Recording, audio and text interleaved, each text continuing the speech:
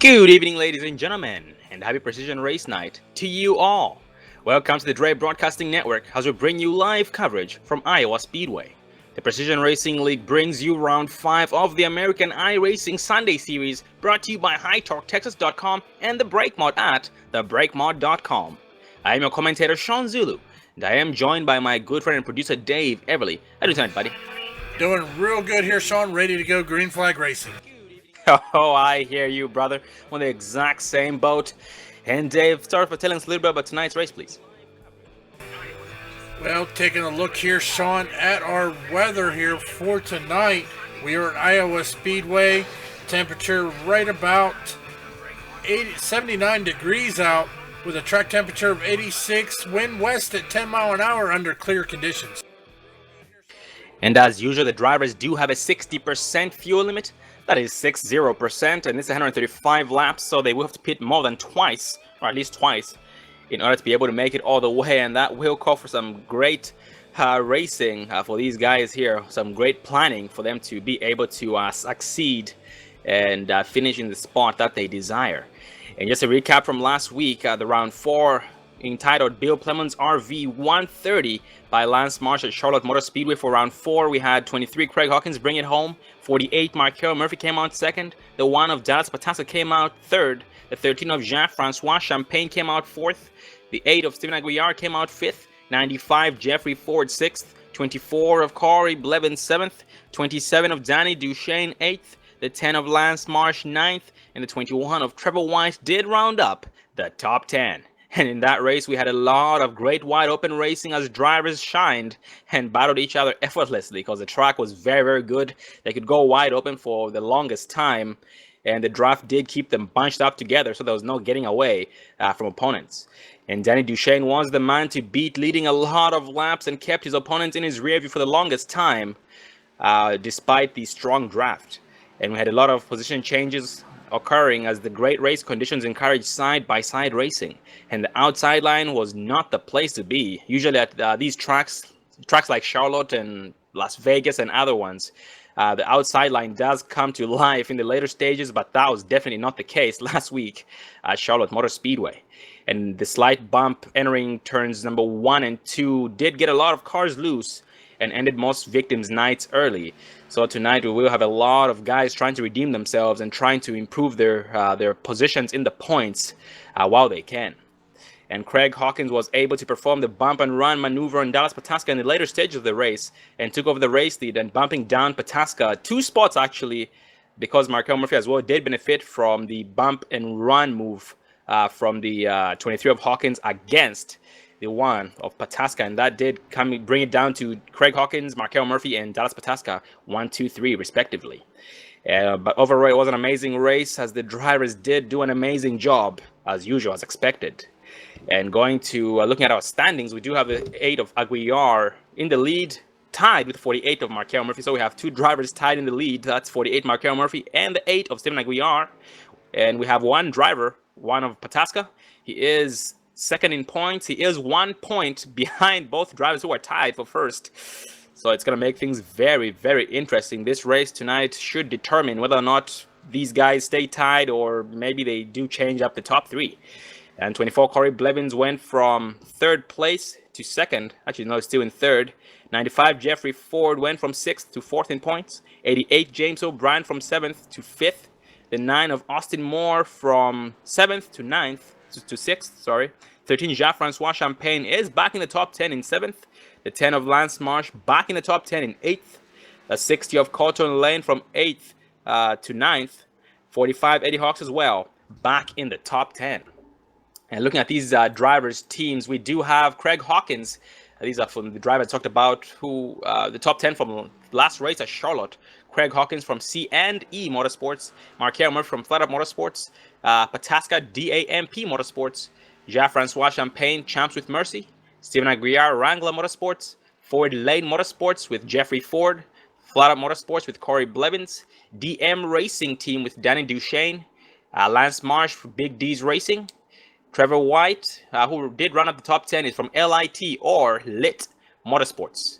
And also looking at our current standings here, the teams that we have: Steven Aguiar, Wrangler Motorsports, Markel Murphy from Flat Out Motorsports, Dallas from Damp Motorsports, Corey Blevins from Flat Out Motorsports, Jeffrey Ford, Ford Lane Motorsports, James O'Brien, Underdog Motorsports, Austin Moore, DAMP Motorsports, Jean-Francois Champagne, Champs with Mercy, Lance Marsh, Big D's Racing, Colton Lane, Ford Lane Motorsports, and Eddie Hawks, Jet Mechanic Motorsports.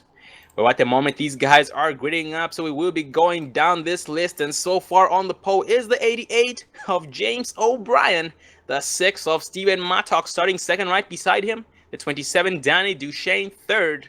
We have 24 of Corey Blevins fourth, the 1 of Dallas Pataska defending champion fifth, the 9 of Austin Moore sixth, and Austin Moore did join us up in the booth last week at Charlotte.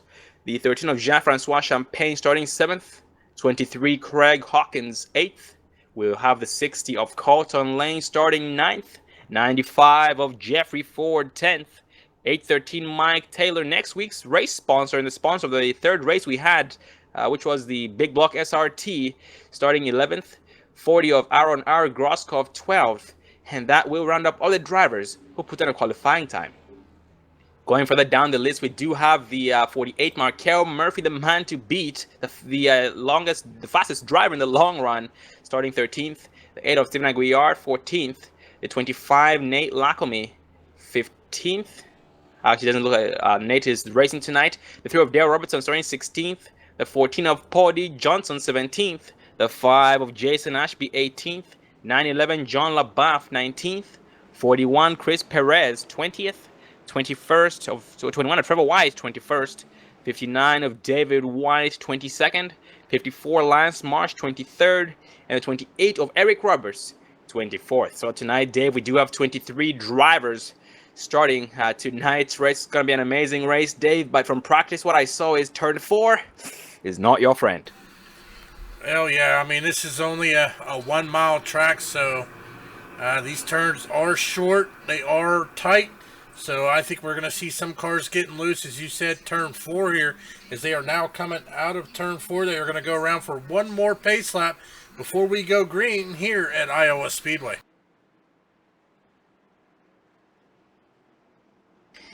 Yeah, it's going to be amazing to see exactly what these guys have for this track. Just like we talked about, they won't be battling just themselves. They will be battling the track as well.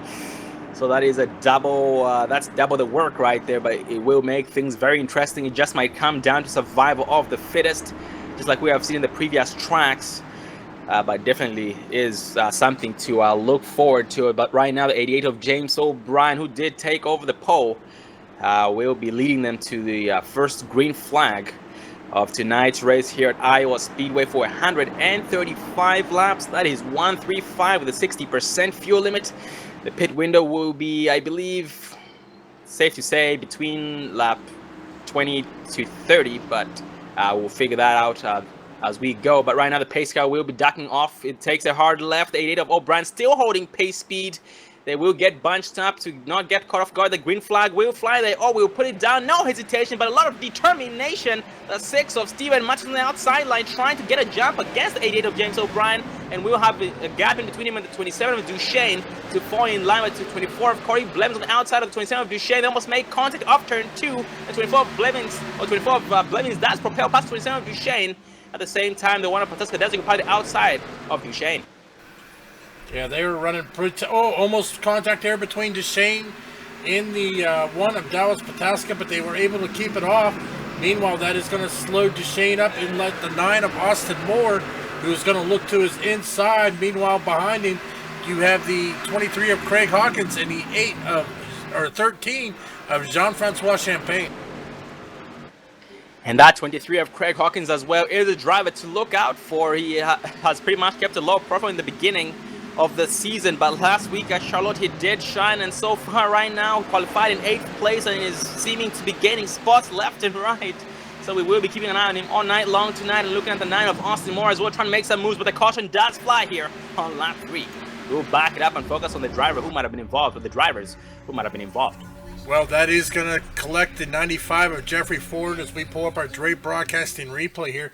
We are going to rewind it. It also is going to take out the 48 of Markel Murphy is also going to be involved. As it looks like the 95 of Jeffrey Ford slid up, was not clear, and make contact with the 48 of Markel Murphy. That is going to put the 95 of Jeffrey Ford on his hood here for our first caution of the night.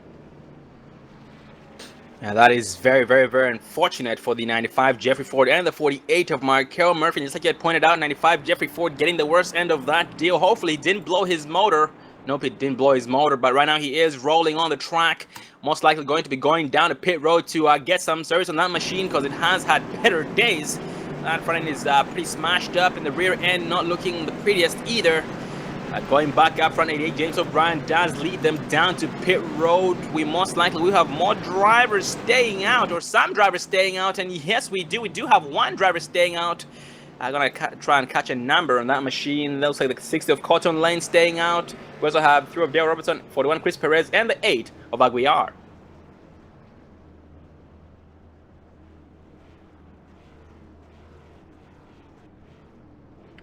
Well, Dave, these guys have only had about 3 laps of green flag racing on their tires, so I'm not really sure how bad the tire wear is. But looking at more than half the field going down to pit road, it says it's pretty bad. Yeah, so we've already seen our first caution of the night here on lap 3. We are now on lap 5, so we still got some good racing here. We still have everybody in it. We don't have any cars a lap down, so these guys still got a chance here as the 8 of Steven Aguiar is going to make his way down on the pit road for some pit service here under yellow. And that does finally give the race lead over to 60 of Cotton Lane, who did stay out with some other opponents, namely Dale Robertson, 41 of Perez. But unlike the 8 of Aguiar, well, 8 of Aguiar did stay out 1 lap, but ended up going down period, as I pointed out, and he is down there taking 4 tires, the full tank of gas, and will be rolling off. And this is the 2 to green mark, so we will have 1 more lap of pacing before the next green flag. I'm not sure if we can get a race interview in, but if so, let's actually focus on the 88 of James O'Brien.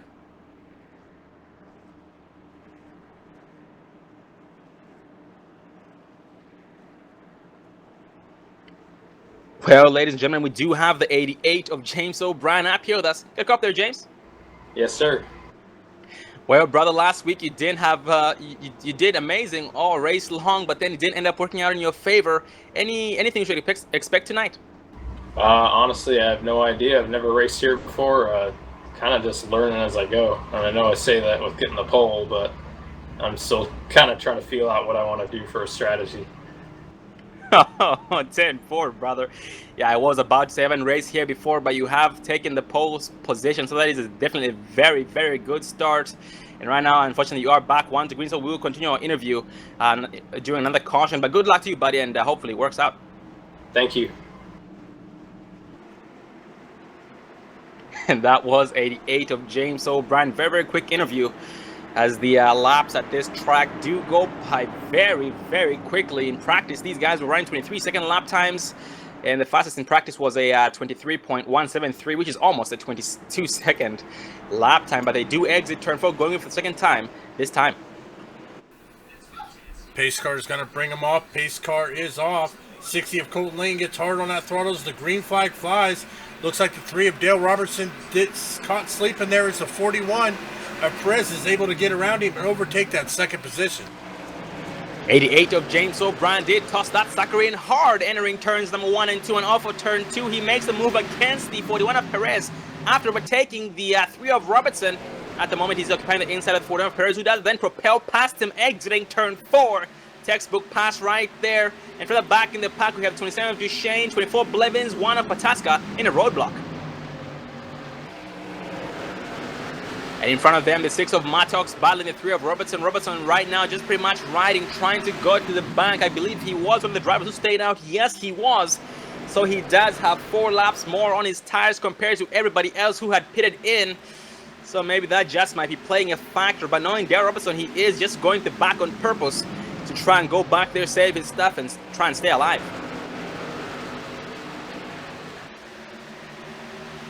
We have a battle going to the 23 of Craig Hawkins and 27 of Danny Duchesne. That is a battle for the 8th place position.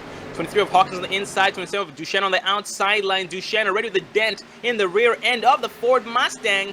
but he is still going nice and strongly. You won't affect him at all, if any, because this is a very short track, and draft doesn't play a key role in aerodynamics. They're not as important as they might be at those tracks with longer straightaways.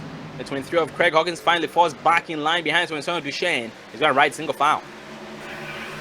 Yeah, it looks like most of these guys here are going to get single file here. As we go back, there's a little race between the 911 of John LaBeouf and the 21 of Trevor White, battling over that number 12 position. Looks like Trevor White is maintaining it. And as they get around the 9 of Austin Moore, who seems to be slowing up here a little bit. Don't know if he had a previous incident, but he keeps it going, and we are staying green. Yeah, and also talking about how the 88 of O'Brien was one of the drivers who haven't had the best start to the season.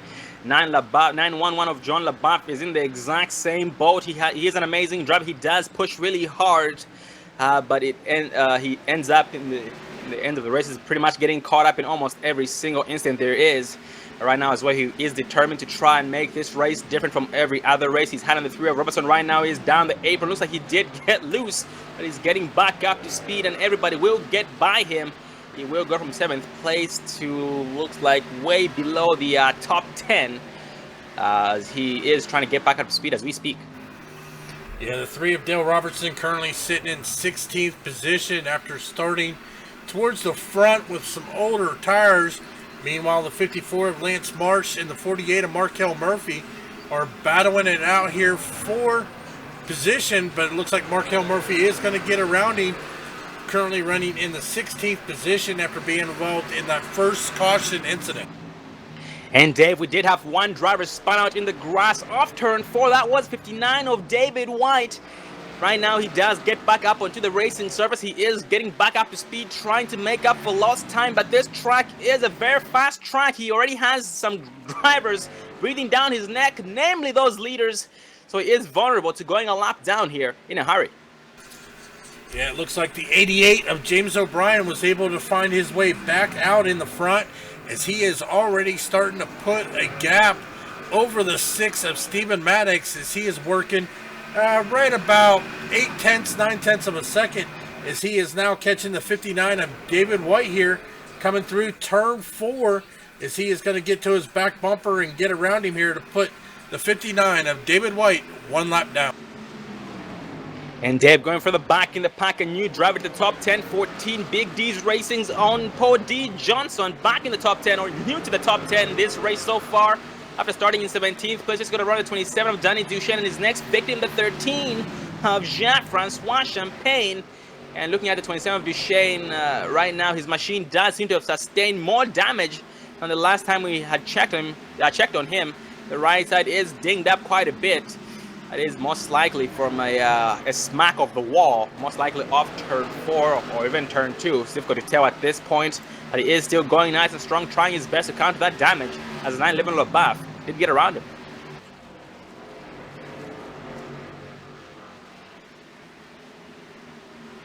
For the back in the pack, Dave 48, Markel Murphy battling side by side with the 3 of Dale Robertson. That is a battle for the 15th place spot. The 3 of Robertson does succeed on holding him off. He does go way wide, gets a little bit loose entering turn 1, but hangs on to it. Is he going to hang on to it exiting turn 2? Yes, he just might, and he does so successfully. And the 48 of Murphy is forced to do nothing but stay behind the 3 of Darryl Robertson. And looking for the back in the pack for Lance Marsh right now, just pretty much riding, having a Sunday drive, just pretty much trying to figure out the best race line, trying to stay alive with his opponent. His next opponent in line is the 8 of Aguiar for the 17th place spot.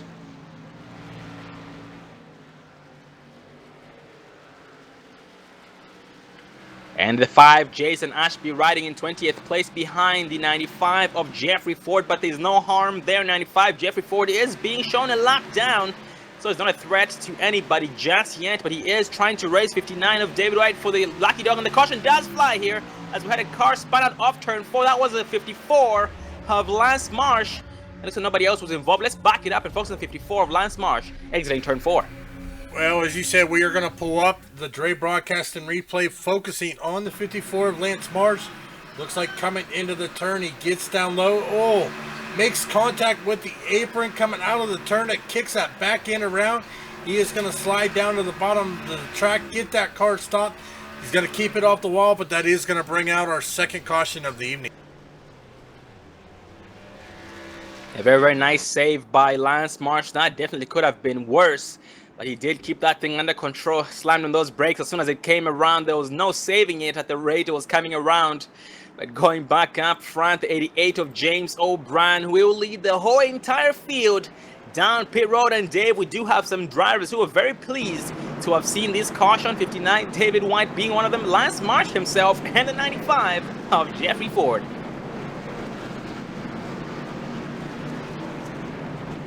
And everybody will pit in except for a couple of well, actually, maybe one driver stays out. Yes, 8 of Stephen Aguirre does decide to stay out, most likely to lead a lap. He stays with 54 of Lance Marsh, with the 59 David White, and also the 95 of Jeffrey Ford.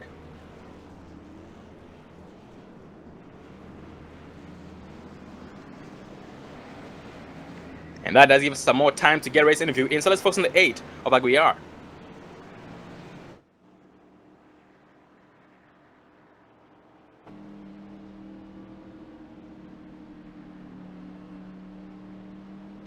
Well, ladies and gentlemen, we do have the 8 of Stephen Aguirre up here with us. Good up there, Steve.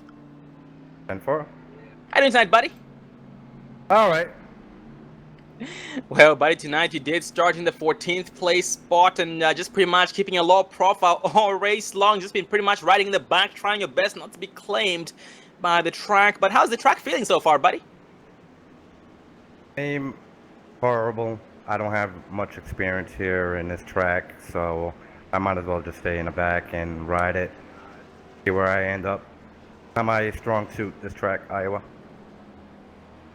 Oh, 10-4, Steve. We are very sorry to hear about that, but we definitely do hope that it works out for you, and it definitely will work out for you. You are an amazing driver, and before this thing is over, you will figure out a way to keep most of the guys behind you. But do you have any other strategies in mind to at least keep the ones that you can get behind you? Just pretty much stay out of trouble. That's my goal right now. Like I was saying, Sean, I'm not familiar with the track, so I'm going to do the best I can. Definitely, that is all you can do. Well, brother, we will let you get back to the driver's seat. Do Wrangler Motorsports proud you are in the lead in the standing, so we do want to congratulate you on that. But starting tonight's race, Steve, you have been tied with 48 Markel Murphy, so this race tonight definitely will determine whether or not you maintain that lead or get knocked off it. But good luck to you, buddy, and make us proud once again.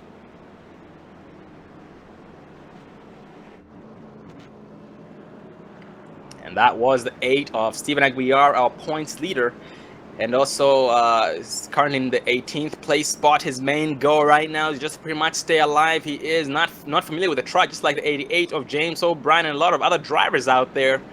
He definitely will make things interesting to see exactly how these guys do in the long run. But going back up front, we are still 2 to green. We do have 2 cars behind the pace car. Well, actually 1 car. 95 Jeffrey Ford. A lap down, going to be getting his lap back once we go 1 to green this time by, and the new leader, the 6 of Steven Mattox. And Jeffrey Ford seems to have 21 laps on his tires, which is going to be 17 laps more than everybody else. So it's going to make things very, very interesting. Once we get back to green flag racing, you most likely will be hoping for a caution so you can get back on the same strategy as everybody else, Dave.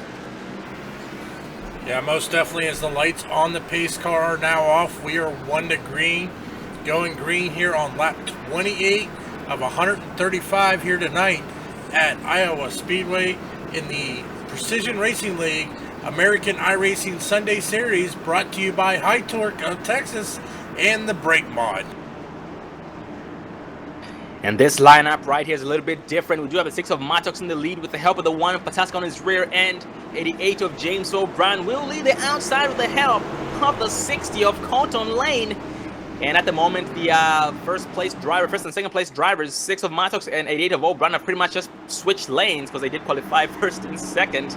But right now they do exit turns number 3 and 4, exiting turn for the pace car, taking that hard left. Yes, it does. The 6 of Mattox does not hesitate. It puts it down immediately, does catch them off guard. 88 of James O'Brien does get a better start than the 1 of Pataska did. At the moment, Pataska's trying to hold off the 60 of Cotton Lane before Toronto makes the pass against him successfully. I should say maintains the third place spot against the 60 of Cotton Lane successfully. And behind them, the 41 of Perez being made a move on against the 23 of Craig Hawkins. Looks like 41 of Perez did back up his entrance. That's 23 of Craig Hawkins by just pretty much right for now. And Chris Perez is new to the top 5 after starting in 20th place.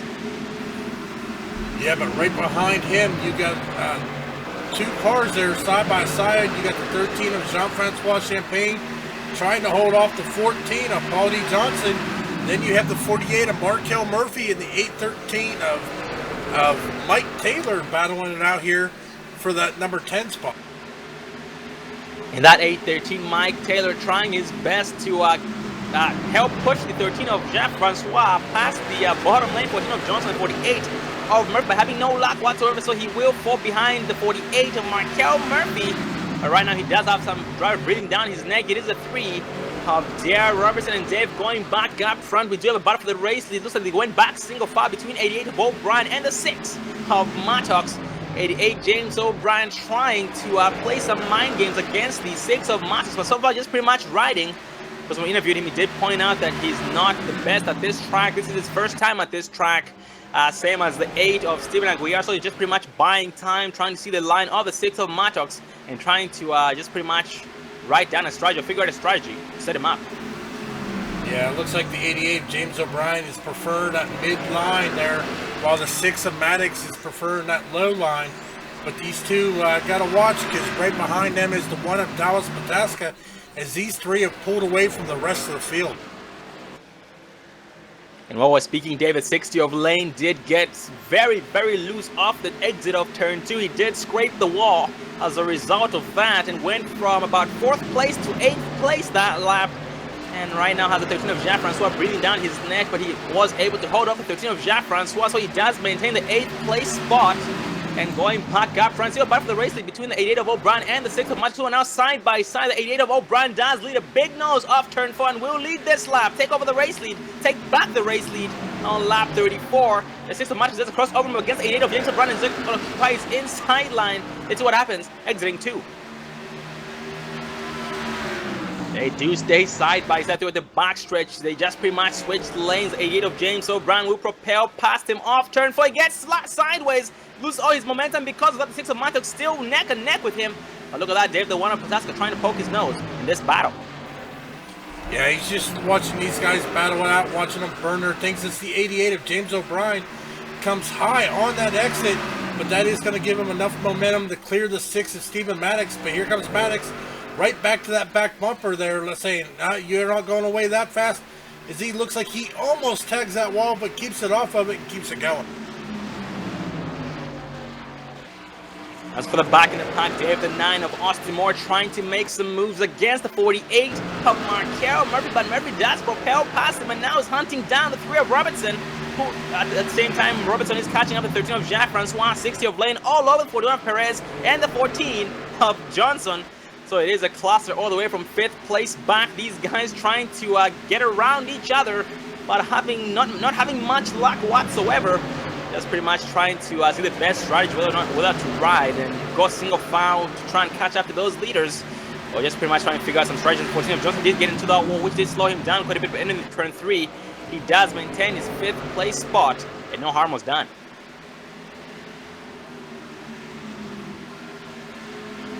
Oh, we have one driver off turn 4. He gets sideways. A caution will fly. 9-11. John LaBasse spun out sideways in the grass. Not too much harm done. It could have been worse. Let's back it up and focus on the 9-11 of John LaBasse on replay. Well, as we fire up our Dre broadcast and replay, we are going to rewind it here, as it looks like the 9-11 of John LaBasse gets to the inside there of the 40 of Aaron Grosskopf. Oh, that back end just kicks loose, coming out of 4, puts him down in the grass. He is able to get it stopped and get it spun back around, but that is going to cost him a few positions there, drop him all the way back into the 20th position. Yeah, that was the exact same thing that happened. 54 of Lance Marsh. The back end just snapped around out of nowhere. So, Dave, it is safe to say you don't want to be at the very bottom of the track off turn 4, because you most likely will get claimed by it. As we have seen, he's the second driver to have suffered being a victim of turn 4. But going back up from the 88 of James O'Brien will lead them all down pit road. And so far, Dave, actually James O'Brien has led every single driver down pit road under caution, under these cautions we've had. Yeah, he's a good driver here. For a gentleman that says he's not used to running here, he is quick. Meanwhile, the 14 of Paul D. Johnson is going to stay out and lead a lap here. He is our new race leader as these guys are getting some service here under the yellow flag. And Dave, 27, Danny Duchesne does get the wave around the pace car. That lucky dog back on the lead lap on lap number 40. So there's definitely some great driving on his part. And the next driver in line for the lucky dog will be the 54 of Lance Marshall. Looking at it, Lance Marshall as well has stayed out, hoping to get the wave around if the 14 of Johnson pits in. But if Johnson doesn't pit in, Lance Marshall will be shuffled to the back end of line. They also have the 95 Jeffrey Ford behind them, but Jeffrey Ford is back on the lead lap in the 16th place spot and most likely will be pitting in this time by. Oh, actually, Dave, all the drivers pit in. 95 Jeffrey Ford, 54 Lance Marsh, and the 14 of Paul D. Johnson. That is going to hand the race lead back over to the 88 of James O'Brien with the 6 of Stephen Maddox and the 1 of Dallas Pataska behind him. We also got the 24 of Corey Blevins running in 4th and the 60 of Colton Lane running in 5th. Meanwhile, the 48 of Markel Murphy has made his way back up to 6th position after being involved in that first caution yellow. He has made his way back up into 6th. Running 7th is going to be the 3 of Dale Robertson with the 8 of Jean-Francois Champagne running 8th. The 40 of Aaron Grosskopf running 9th. And the 9 of Austin Moore rounding out your top 10. But these guys right now are 2 to green, so they will be coming to 1 to green this time by once they cross the start-finish line. And the lineup will be almost similar, but now the 6 of Matson and the 88 of James O'Brien have switched lanes, or will switch lanes, compared to the last restart where the 88 of O'Brien was on the outside and the 6 of Matson on the inside. This time, James O'Brien on the inside, Mattox on the outside, and the lights on the pace cars still stay on, so we are now 2 to green. So that gives us some time for race. And if you just focus on the 40 of Grosskopf.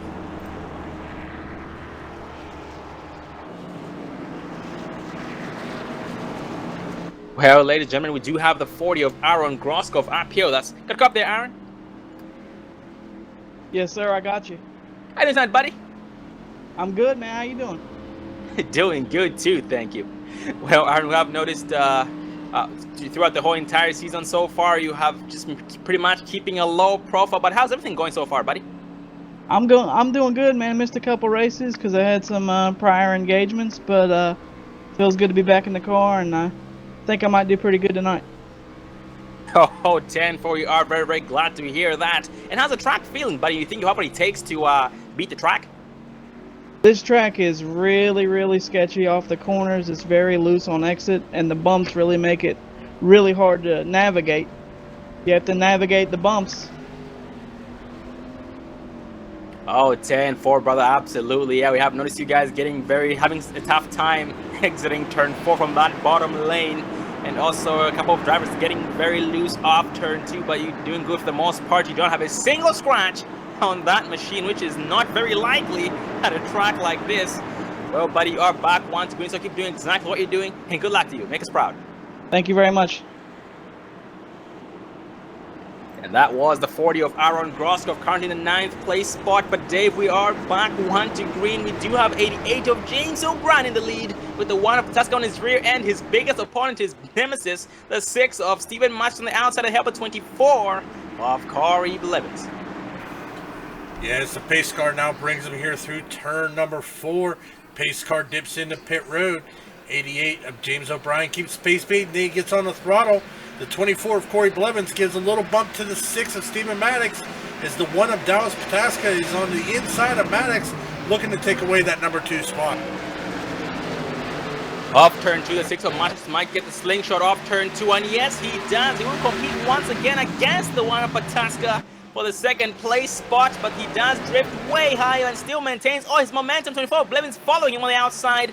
and that will bump down the one of Pataska down to 4th place, 3rd place, and the caution will fly here on lap 45. We're going to back up and take a look at who might have been involved in that.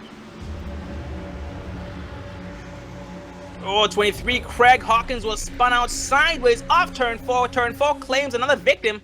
Actually started with 40 of Groskov, so it involved the 40 of Groskov and the 23 of Hawkins. Let's back up and focus on the 40 of Groskov. Well, as we look here on our replay, it looks like turn 4 got another one. Well, actually, turn 3 got 40, got sideways and got tagged. Collect the 59 of David White and the 95 of Jeffrey Ford.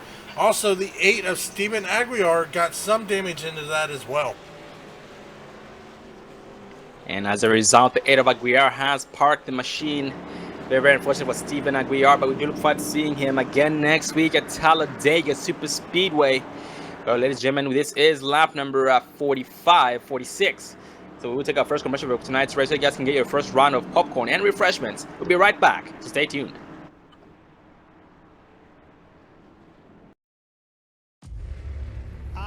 Racing, you wanted the best, you got them for abreast. Often imitated, never duplicated. The greatest show on dirt, the World of Outlaws.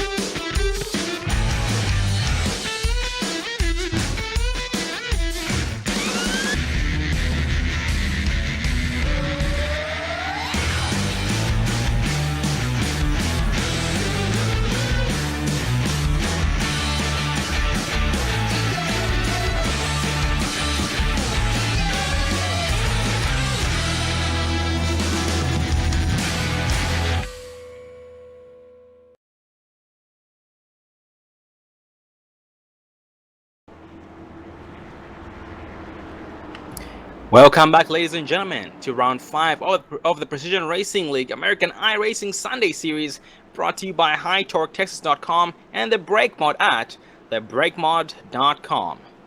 Well, going back to tonight's race here, looks like we will be coming to 1 to green. Yes, the lights of the pace car do turn off. Back to green we go. Oh, back to 1 to green we go. Being led by the 88 of James O'Brien, the help of the 1 of Pataska on the inside, the 6 of Masters on the outside, the help of 24 of Corey Blevins. And looking at it, Dave, we had actually almost every single driver stayed out except for about 4 drivers. So these guys do have about 11 laps on their tires. But I don't think they had too many laps of green flag racing on the previous run. They had about 1 or 2, so that shouldn't make too big of a difference, hopefully. But right now these guys do get bunched up nice and tight going green, this time by on lap 51.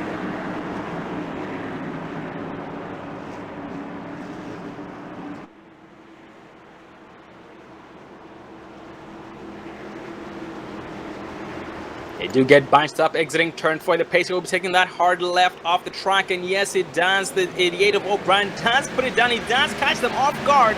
The 6 of Matos able to get a better start than the 1 of Pataska did. 24 of Corey Blevins will fall in line behind the 1 of Pataska. The 4th place spot, 24 Blevins does toss it in harder, entering turn 1, but will lose the momentum. Nope, he does cross over against the 1 of Pataska, who does drift way wide. And 24 Blevins didn't have enough room to make the pass against the 1 of Pataska and has no choice but to back off and let him keep that spot for now. The 60 of Lane as well, making moves against 48 of Markel Murphy as the battle.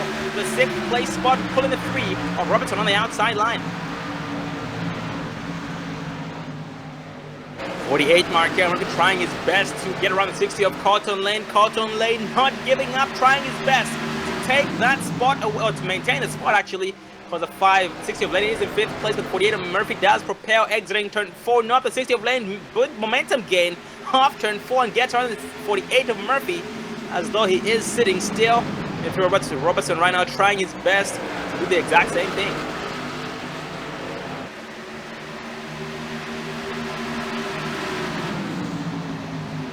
Further back in the pack, we do have some single file going on between or among the 911 John LaBeouf, 813 Mike Taylor, 9 of Austin Moore. These guys just letting everybody else ahead of them battle.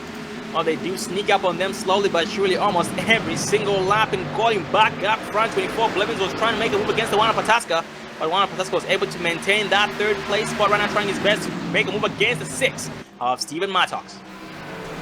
Yeah, meanwhile, while these guys are battling, the 88 of James O'Brien has pulled out to about a 6/10 lead over Stephen Maddox. So he is hoping these guys battle so he can just extend his lead. We are now 81 laps remaining here at Iowa Speedway.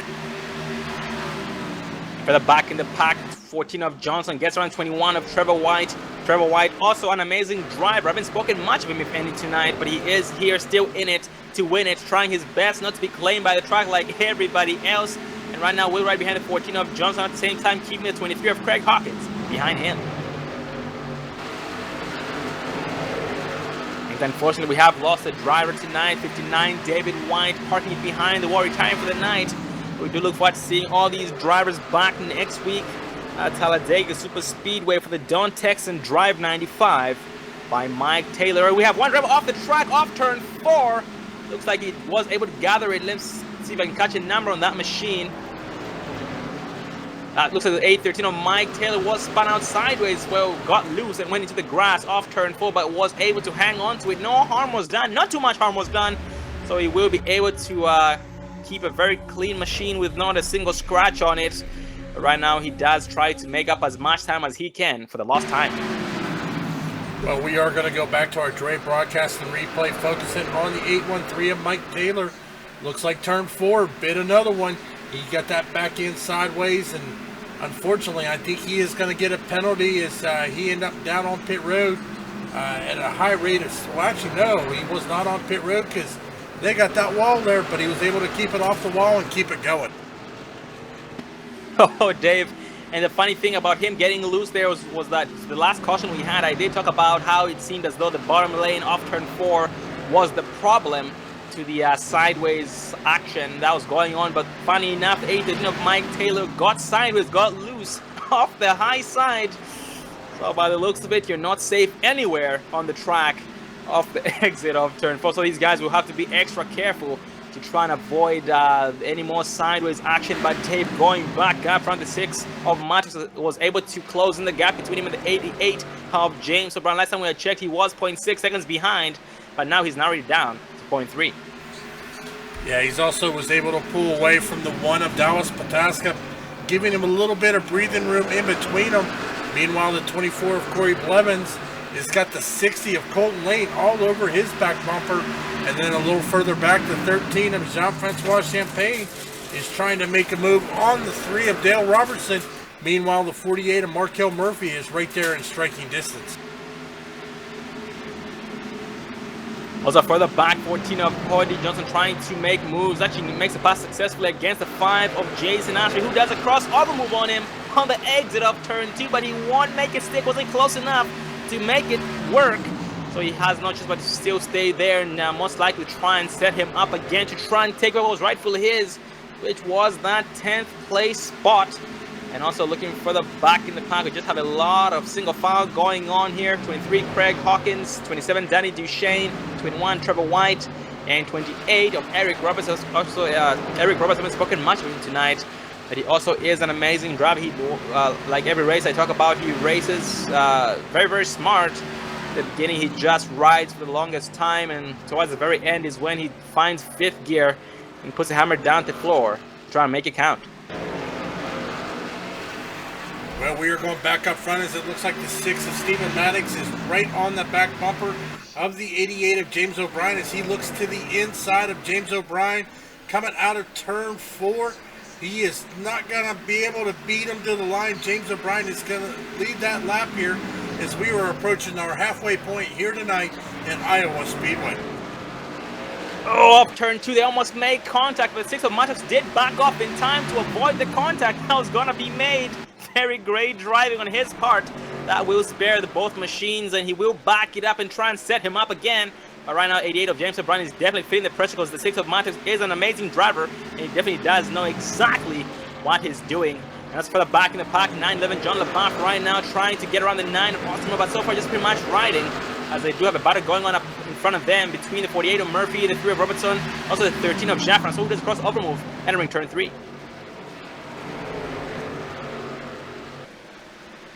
13 of Jaffras on the inside of 48 of Murphy off turn 4, but 48 of Murphy did the slingshot off the turn and was able to maintain the 7th place spot. And just pretty much riding behind the 3 of Robertson, trying to set him up and looking the inside of a turn 2. Is he going to have him? Let's see. Yeah, he just backed it off there to try and start riding, and Dave, while riding, let's actually ride on the in car of the 48 of Murphy so we can watch him work.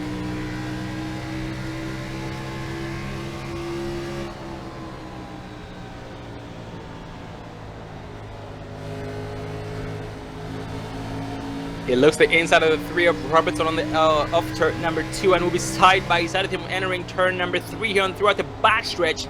3 of Robertson tries to toss it in harder, but 48 of Murphy just might have him off turn 4. Nope, the 3 of Robertson has a slingshot off the turn, but the 48 of Murphy does lead a slight nose across the start finish line, and that does bump him up into the 6th place spot. The 3 of Robertson still putting in a hard fight, trying to take what was rightfully his.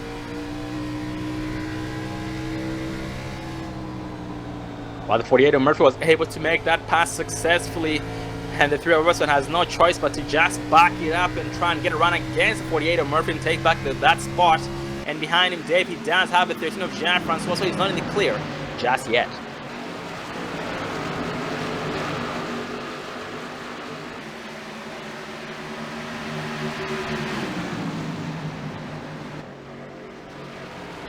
And Dave going back up front, the leaders are now catching up to some slower traffic. They're catching up the back of the pack.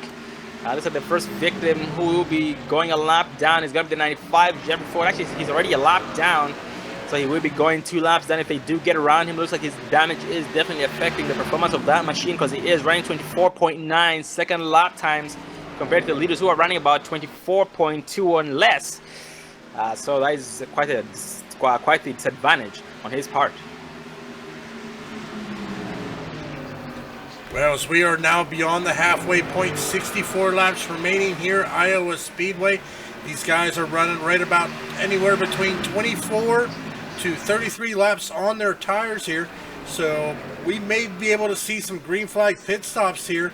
We're just waiting to see on this 1 mile track. But meanwhile, we are being led by the 88 of James O'Brien with the 6 of Stephen Maddox in second. The 1 of Dallas Pataska will be running in third, with the 24 of Corey Blevins and the 48 of Markel Murphy rounding out your top 5. Meanwhile, the 48 looks like he is all over that back bumper of Corey Blevins, trying to take away that number 4 position. And behind them, we do have a battle going between the 48. Actually, that's the 13 of Jean-Francois and the 3 of Robertson, who will be side by side through turns number 1 and 2. The 13 of Francois does get the run off turn 2. Is it going to have him? Nope, the 3 of Robertson as well did get as good of a run off turn 2. But entering turn 3, the 13 of Jefferson does drive it in harder, as the 3 of Robertson did back up his entry. And his next victim is going to be the 60 of Cotton Lane, who is in his sights.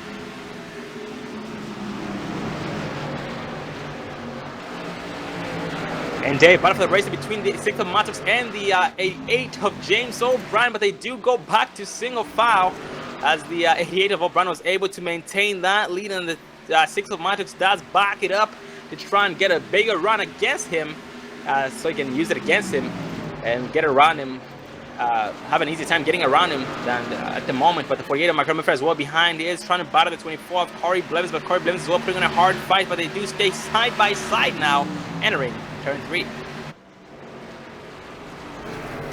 Yeah, it looks like the 48 of Markel Murphy. We saw him involved in that first incident with the 95 of Jeffrey Ford. He has battled his way back, now currently running in the 5th position, but he is battling with the 24 of Corey Blevins, trying to take away that number 4 spot. But Corey Blevins is not laying down and letting him take it. He is telling him, you got to earn it. You got to get around me to get it. And Dave, 21, Trevor White being the first driver to pit in for his green flag pit stop with 37 laps on his tires. And he is still down pit road right now. He's been on pit road for the last 24 seconds. Yes, now he rose off pit road.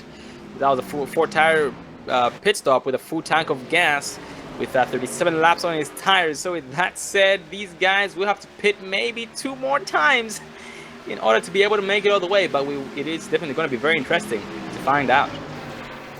Yeah, to be down on pit road that long, taking a look here at his pit time, looks like you said it was right about 24 seconds. He might have got a little bit of a penalty in there, or maybe trying to get some damage fixed, but he is back out on. Meanwhile, the 88 of James O'Brien and the 6 of Stephen Maddox is closing in on the 95 of Jeffrey Ford, as Stephen Maddox looks to the inside of James O'Brien, as they are going to be side by side coming out of turn number 2, but James O'Brien is going to lead, but here comes the 6 trying on the outside as he is trying to get a run here on the 88 of James O'Brien. It looks at the inside of 88 of James O'Brien entering turn 1. They're exiting turn 4. He was crossing over, just pretty much riding all the lanes that he could to try and trick the 88 of O'Brien. He drifts high here on the exit of 2, and the 88 of O'Brien will propel past him and maintain the race lead here. But entering turns number 3 and 4, he does come back with a big run and almost gets clear, but no, not quite. 88 James O'Brien slingshot off turn 4. But the 6 of Matrix will be showing the new leader here on lap 82. Yeah, with just 54 laps to go, these guys are riding the 6 of James O'Brien. James O'Brien. They were going to fall back into the 2nd position, being overtaken by the 6 of Stephen Maddox. But the 6 of Stephen Maddox goes high through turns 3 and 4, but is going to hold off the 88 of James O'Brien. And now they do have the 95 Jeffrey Ford right in front of them, less than 0.5 seconds, less than half a second in front of them, so they will have to get around him here. And the 8 of James O'Brien is just hoping the 6 of Matos gets slowed down by the 95 of Jeffrey Ford, just so he can benefit from it. But let's see exactly what happens.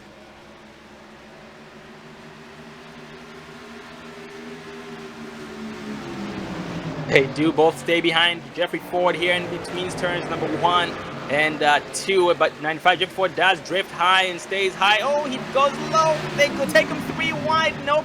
They do split him down the middle. 88 of James O'Brien is on the outside. The 6 of Matrix was able to make the pass successfully against him. And that is exactly what the 88 of O'Brien wanted to see. And he is right now on all over the back bumper of the 6 of Mattox for that race lead. Yeah, that was some dicey moving there to get around that lap car, but they were able to get around him. But it looks like Stephen Maddox gets a little better run there off of turn number 2.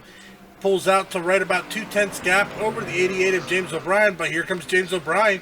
He is not going to give up that easy, as he's currently still right about 2/10 of a second behind the 6 of Stephen Maddox, as we are now under 50 laps remaining. Going for the back in the pack, 24 Corey Blevins, 48 Markel Murphy right now trying to get around the 1 of Dallas Patas. It's going to be about between 3rd, 4th, and 5th place positions here. 24 Blevins trying to make moves against the one of Pataska, but Pataska is hanging on so far for dear life, being able to maintain that third place spot by staying consistent and just tuning out all that pressure from behind from the 24 Blevins and 48 Murphy, who are breathing down his neck. And also further back in the pack, the 14 of Cody Johnson, 9-11 John LaBath, the 5 Jason Ashby. These guys just pretty much having a Sunday drive, having no pressure so far.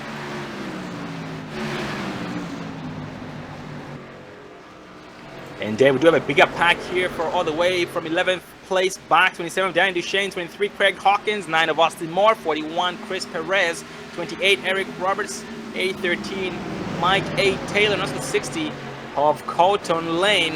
And these guys are being shown about 11 seconds behind the leaders. Well, we should start seeing some green flag pit stops from the leaders. If they pit now, they will be able to make it the remainder of the way, as it looks like our front 6 have 50 laps on their tires, and Paul D. Johnson's got 49, and then Jason Ashby all the way back to Craig Hawkins is running about 43 laps on their tires. So this front crew here can make it the rest of the way with just one more pit stop.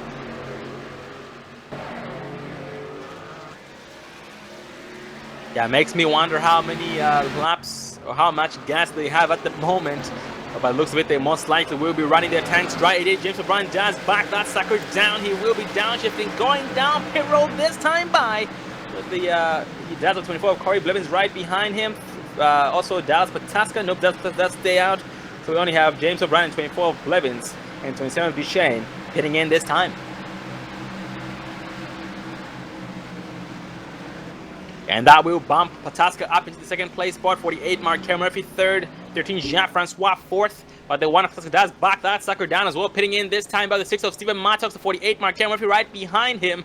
And that 48 Markel did go down pit road, entering it very hot. And by the looks of it, he was able to back it down in time to avoid getting caught speeding. So there's definitely some great driving on his part.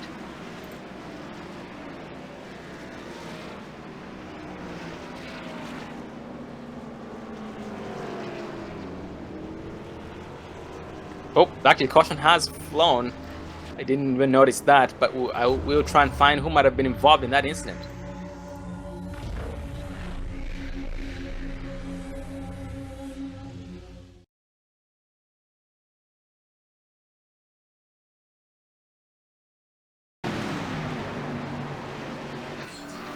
Well, look, Sean, it's going to be the 813 of Mike A. Taylor. He is going to get into that outside wall, bringing out our caution here on lap 92 of 116. Oh, this is going to shake things up here, because this should be the last set of pit stops here. Take us to the remainder of the race. Oh, absolutely. It will shake things up. And the bad thing about that caution was for the drivers who were in pit road, did go a lap down, and the caution did catch them at a very, very bad time. Namely, the 6 of Mattox, 88 James O'Brien, Danny Duchesne, Corey Blevins, Paul D. Johnson. Those guys were not happy to see that caution. It definitely will make things very, very interesting. And with that said, we will take another commercial break for tonight's race here, so you guys can get your next round of popcorn and refreshments. We'll be right back, so stay tuned.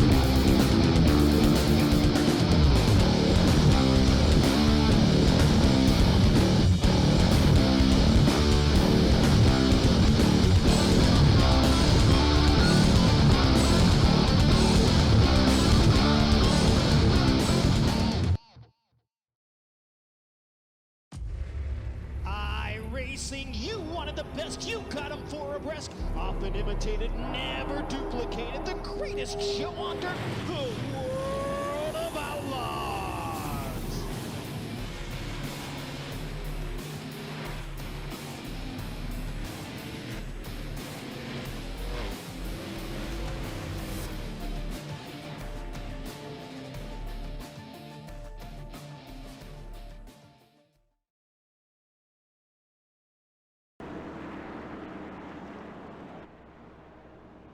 Welcome back, ladies and gentlemen, to round 5 of the Precision Racing League American iRacing Sunday Series, brought to you by HighTorqueTexas.com and the Brake Mod at thebrakemod.com. We are back one to green, this time by being led by the one of Dallas Pataska, defending champion. Behind him is 13 of Jean-Francois, 48 Mark Helmer, 14 of Justin outside the pace car. Does dip off after turn 4. The one of Pataska does put it down before he does catch them off guard. That's 48 of Murphy, not quite. 13 Jean-Francois battling the 14 of Cody Johnson before turn 1 here for that third place position. And that's 6 of Steven Mattox poking his nose here, trying to get around both the 14 of Johnson and the 13 of Jean-Francois, but is having a roadblock so far. So he goes hard into turn 3 and gets the back of 14 of Johnson. The big wreck happens entering turn 3. The caution will fly on lap 97. That did involve quite a few drivers. The 60 of Blaine was collected in that. Let's back it up and focus on the 6 of Mattox on replay. Well, as we pull up our Dre broadcast and replay here, we are going to focus on the 6 of Maddox as we rewind it here as they are battling it out as he is riding right behind the 13 of Jean-Francois. Gets into the 14 of Paul D. Johnson. The 60 of Colton Lane's got nowhere to go. Slides into him, but everybody else is able to get around him. That brings out yet another caution here with just 38 laps remaining. And Dave, from further investigation, that happened. He got loose entering turn 3 and went up the track a little bit to try and gain control of the machine again. But he didn't have enough time to do so. So he did get loose before getting into before smacking into the 14 of Johnson there. That was definitely really unfortunate on his part. But right now he got some heavy damage on that machine, and most likely will be going down to pit road to get most of it fixed if he can. And unfortunately, we have had some more drivers trying for the 959, David White, and the 41 of Chris Perez. And going back up front, still being led by the one of Pataska, 48 Mark Murphy in the second place spot, 13 Jean-Francois third, 14 Johnson fourth, and the 9 of Austin Moore in the fifth place spot.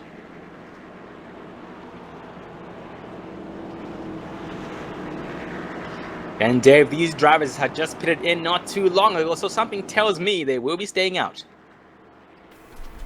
Yeah, these guys can make it the rest of the way. I think they're going to play the track position game, not give up any position here as they are now coming out of turn 4. And yep, looks like most of them are going to stay out. So I think for the remainder of the race, Sean, I don't know if we're going to see any more pit stops. I don't think these guys are going to risk giving up too much track position. Oh, absolutely. They will stay out there to try and secure the spots the best they can. And that, Dave, that does give us some time to get a race interview in. So let's focus on the 14 of Paul D. Johnson.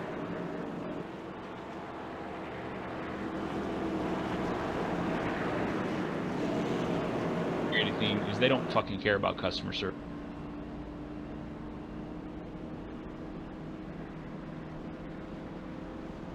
Hello. Well, ladies and gentlemen, we do have the 14 of Johnson up here. Let's get a cop there, Paul. I got a copy. How are you guys doing? Good, how are you, buddy? We're hanging in there, having some internet problems, but hanging in there. Oh, 10-4, brother. We are very, very sorry to hear about that. And so far during the season, Paul, you have been collected almost every single wreck. There's been having some bad luck like most of the other drivers out there. But how's the race going so far besides that? Other than that, it's other than my internet, it's going pretty good. I'm not super fast at Iowa, so I've just been trying to be really, really careful. Try not to spin. A lot of people are spinning coming out of the corners, so just being really easy with that throttle. Oh, 10-4, brother. And so far you have made it a long way after starting 17th and currently in the 4th place spot. You did have to get around a lot of drivers to accomplish this much success here in the top 5. And with that said, you think you have what it takes to at least advance your spot before this thing ends? I think I've got enough. I think I can possibly get a podium. I'd love to win this thing, but you know, I think I've got enough for a podium if I can just keep it together, keep it nice and smooth, and hang in there. Oh, that is very, very good to hear. And, buddy, we do wish you the best of luck with that. Doing the Big D's Racing team proud. And, buddy, we'll let you get back to the driver's seat and keep doing exactly what you're doing. You're headed the right direction and see you in victory lane. Sounds good. Thank you. And that was the 14 of Paul D. Johnson, currently the 4th place spot here. And by looks of it, the lights on the pace car do turn off. So once we go green, we will have 33 laps remaining. So like I talked about, it is go time. These guys can make it without having to pit in any longer. So all they have to do now is try their best to keep their opponents behind them, save some tires, and stay alive, which is the most important thing, staying alive. You have to first stay alive to finish the race. And this lineup here has the 13 of Jean-Francois behind the one of Pataska on the inside line, 48 Markel Murphy on the outside of the help with 14 of Paul D. Johnson. As the pace car now brings him here into turn number 3, the one of Dallas Pataska down low, the 48 of Markel Murphy running in at number 2 position up high with Paul D. Johnson. Jean-Francois Champagne right behind Pataska as the pace car now dips off. Is the one of Dallas Pataska wastes no time getting onto that throttle, but the 48 of Markel Murphy saw it coming. Meanwhile, the 13 of Jean-Francois Champagne gets to the inside of Markel here coming in through turns 1 and 2. And further behind him, the 9 of Austin Moore tries to apply pressure to the 23 of Craig Hawkins, who then propels past him here throughout the backstretch, entering turn 3. That 14 of Johnson right now applying pressure to the 13 of Jean-Francois, who then gains momentum back off turn 4 and was able to increase that gap. The 9-11 John LaBaff as well here, back in the top 10 on the inside, trying to look on the inside of the 9 of Austin Moore. The 9-11 John LaBaff trying his best to make up as many spots as he can. He is one of the drivers who doesn't have the best season yet. So he is trying to make the best of this track, Iowa Speedway, to try and gain as many spots as he can to advance his spots in the point system. As for the back, the caution does fly here on lap number 105. So we'll back this up and take a look at who might have been involved. Well, that is going to collect the 88 of James O'Brien as we pull up our Dre broadcast in replay here. We are going to focus on the 88.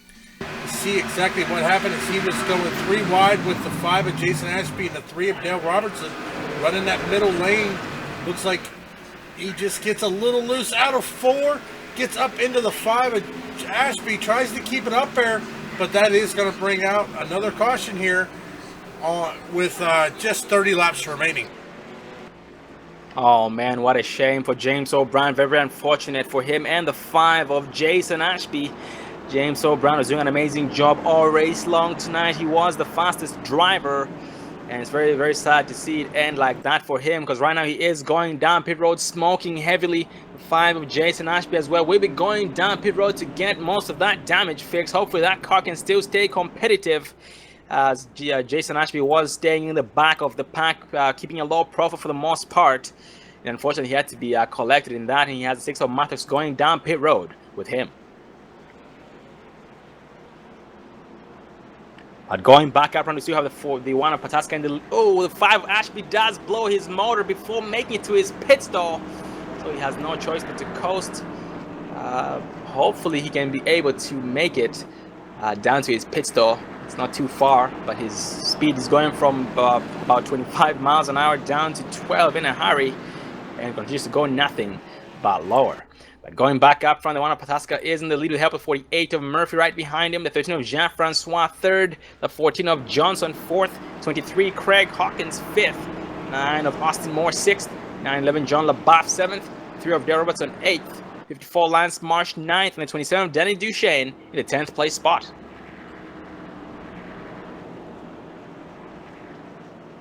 And Dave, that does give us some time to get a race interview in with one of the drivers who haven't spoken much of all season long. Is the 813 Mike A. Taylor. Let's get a race interview with him.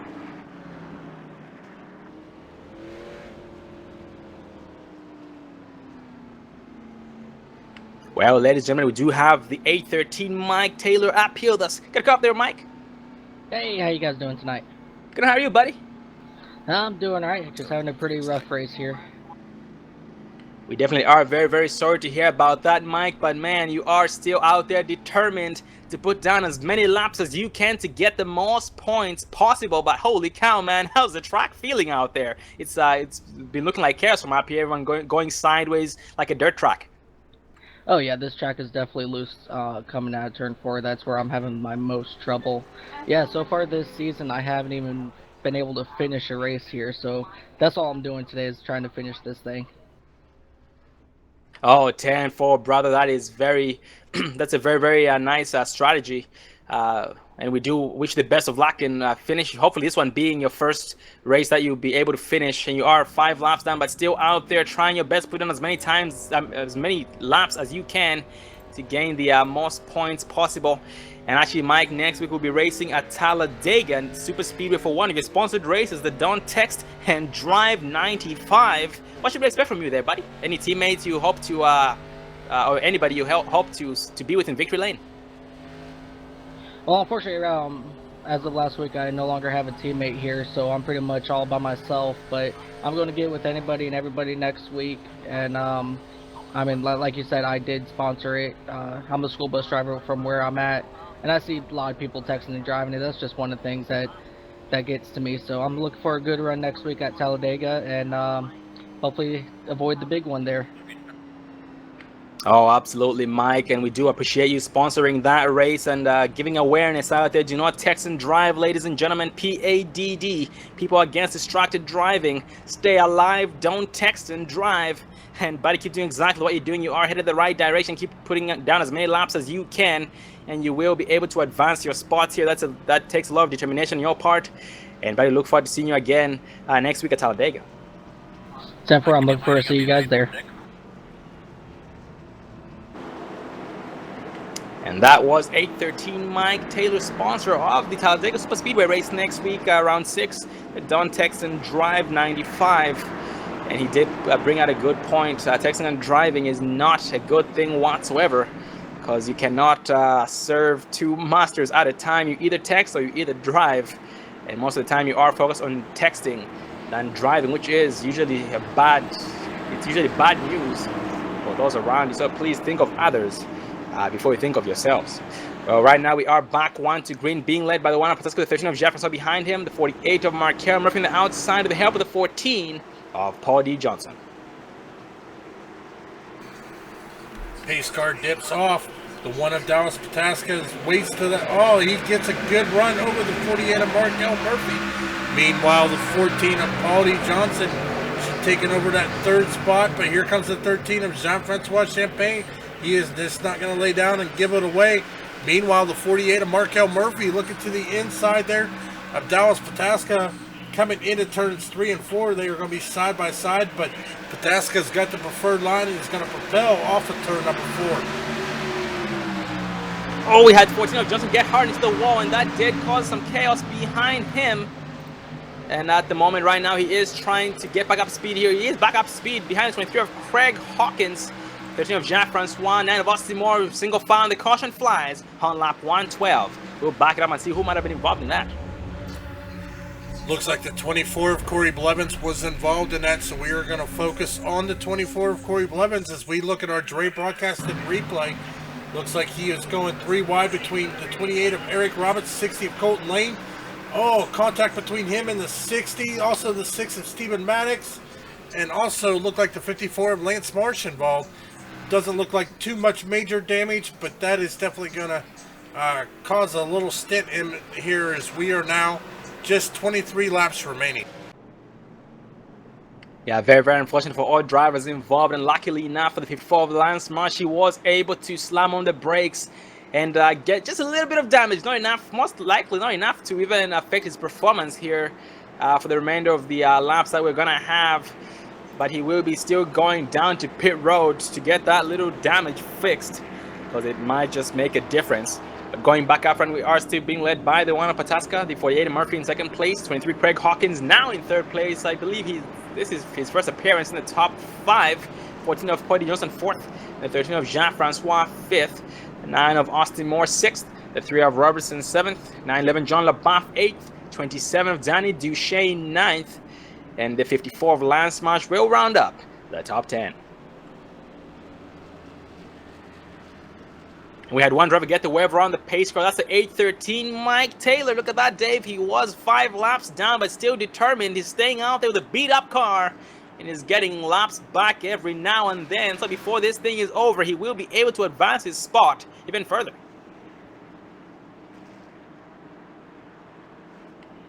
And unfortunately, we have lost 2 more drivers, 28 Eric Roberts and the 5 of Jason Ashby. And that leaves us with 14 drivers on the lead lap, with 6 of Mattox being the last car on the lead lap, and 28 Eric Roberts being the first car lap down. So we have 28 Eric Roberts, who was disconnected, Cotton Lane, Mike Taylor, James O'Brien, being shown 5 laps down, but he is still out there trying to put down as many laps as he can to advance his spot, I should say, to gain the most points possible in the point system, as he was doing an amazing job all race long. Unfortunately, he did get loose off turn 4, which did involve him and the 5 of Jason Ashby.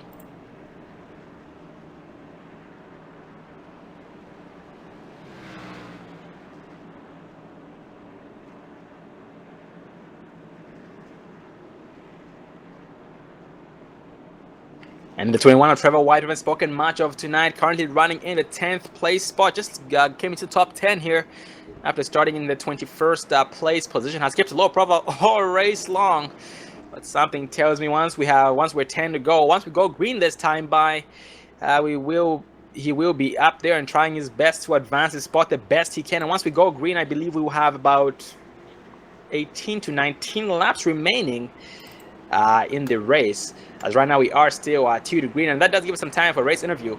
So let's focus on the 9 of Austin Moore.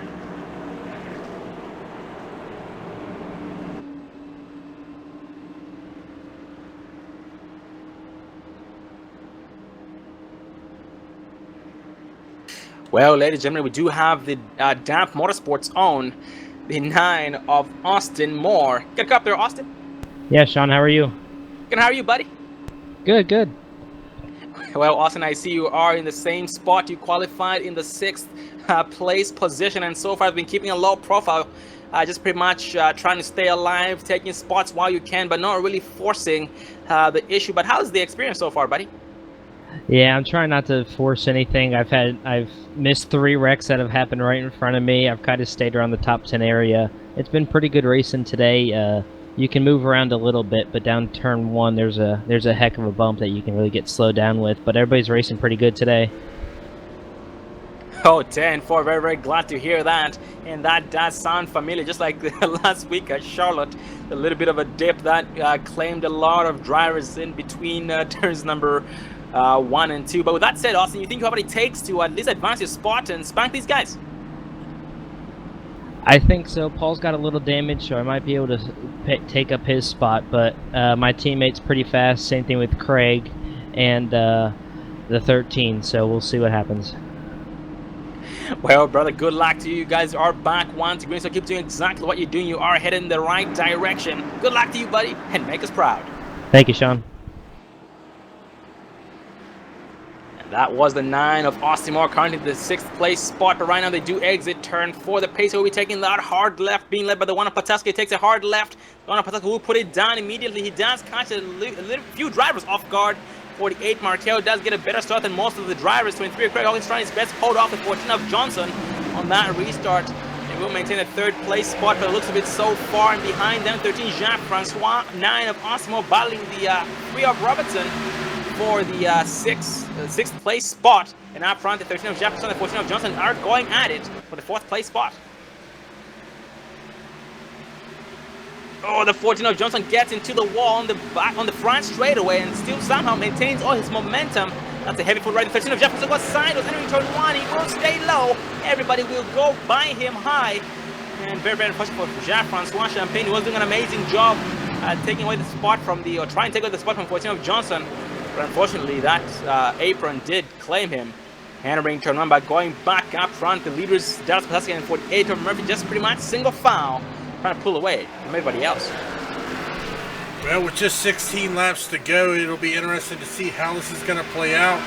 As we have been watching all night, the 48 of Markel Murphy get involved in an early incident, get back in the back of the field, and work his way through as he is now battling the one of Dallas Pataska for the lead, and the caution will fly again.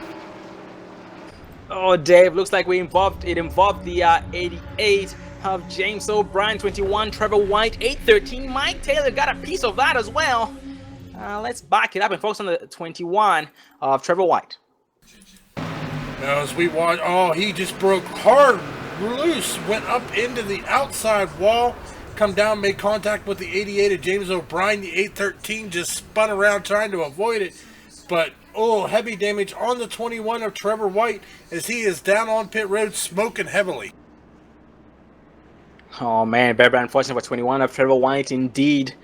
Just like the 88 of James O'Brien, who was smoking heavily once he got into that incident there on the off turn 4 and he got loose. Hopefully the pit crew of the 21 of Trevor White can work as quick or as fast as the 88 of James O'Brien's pit crew to get that car up and running again.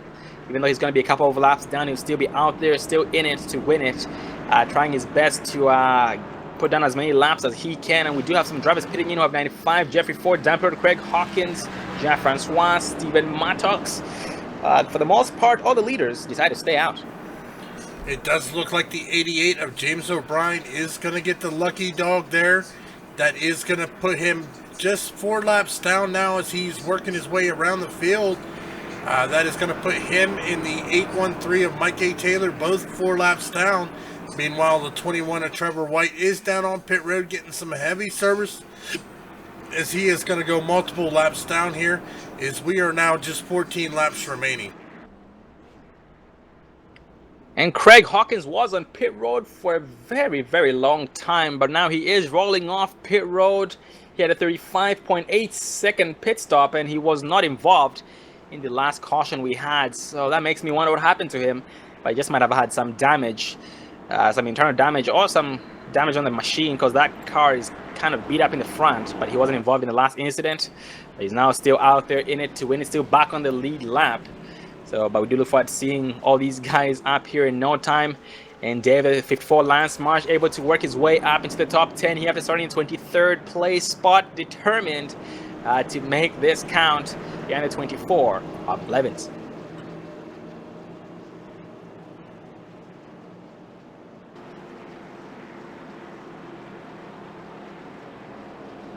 And yeah, once we go green, I believe we will have 10 to 11 laps to go. So it definitely will be go time. Just like I talked about, it will be go time as soon as that green flag drops, because if you haven't gone at this point, it just might be too late. The laps at this track do go by very, very quickly. 23-second lap times, 24 seconds. So it's going to be pretty much 24 seconds because most of the field did decide to stay out and has over 30 laps on their tires. Well, Sean, I'll tell you right now, the 2 to watch for right now is going to be the 13 of Jean-Francois Champagne and the 6 of Steven Maddox, as they have only got 3 laps since their last pit stop. Meanwhile, our front 6 has got 31 to 33 laps, so we are going to find out how much of a difference those pressure tires are going to make. Oh man, Dave, that's about, oh man, that's a 29 to 30 lap difference on the tires. That is, wow, that's amazing. And that will definitely be interesting to find out. So we will focus on the 6 of Mattox and the 13 of Jefferson, like you had talked about. But they most likely won't have it as easy as we might think, because they do have a lot of work to do. They have a lot of drivers who are in the way and won't let them by without a fight. These guys will fight to the death. They'll either bring their the checkered flag home or bring the steering wheel home, one way or another. It will be very, very interesting to see exactly what happens. And what do you know, Dave? We are back 1 to green. So once we go green, we will have 10 laps remaining. At this point, it is go time. We have the 1 of Pataska in the lead with the help of the 9 of Austin Moore. The 48 Markel Murphy with the help of the 3 of Dale Robertson on the outside line. Dale Robertson in the early stages, we did see how and talk about how he was going to the back of the pack in a hurry. And now that just proves that that was his strategy, to try and stay alive and just pretty much played smart. And by the looks of it, he just might have one of the cleanest cars on the track with not a single scratch on it. Actually, that's right, not a single scratch on that machine, so that's definitely nicely done. Doing his pit crew proud. Right now they do enter turns number 3 and 4, going green, this time by. Yeah, we got 4 Chevys on the front, followed by a Ford. Meanwhile, the pace car dips off the one of Dallas Pataska hard on that throttle. The 3 of Dale Robertson all over the back bumper of Markel Murphy. As the 9 of Austin Moore is looking to make a move here on the inside of Dale Robertson. He is going to be able to get door to door with him, but Dale Robertson's going to propel off of the turn and keep that number 3 position. At the same time, 911 John LaBeouf was able to make the pass successfully against the 14 of Paul D. Johnson, bumping himself up into the 5th place spot. 24 Corey Blevins trying his best to put his nose into this mix. A little bit of left side damage on that machine with a 27 Duchesne right on his rear end. 911. Oh, we have one driver going sideways entering turn 1. The caution will fly. Big wreck off turn 2. And 540 involved. We have the 13 Jacques Francois involved. Let's back it up and focus on 13 of Jacques Francois on replay. Well, as we pull up our Dre broadcast and replay here, focusing on the 13 of Jean-Francois Champagne. He has got the 6 of Stephen Maddox behind him. Ooh, looks like a little bump there between the 6 of Maddox and the 13 of Jean-Francois. That is going to ship him up into that outside wall. Also looked like the 95 of Jeffrey Ford got a little bit of piece of that. But meanwhile, that 13 of Jean-Francois Champagne is making his way down on pit road, smoking heavenly, as we are now just 8 laps remaining here at Iowa Speedway. Yeah, very, very unfortunate for all drivers involved in that. And unfortunately, 23 Craig Hawkins retiring for the night. And that leaves us with only 11 cars on the lead lap. And the last car on the lead lap will be the 95 Jeffrey Ford. Oh, we just lost the 95 Jeffrey Ford as well. Very, very unfortunate. So that's going to be 10 cars on the lead lap.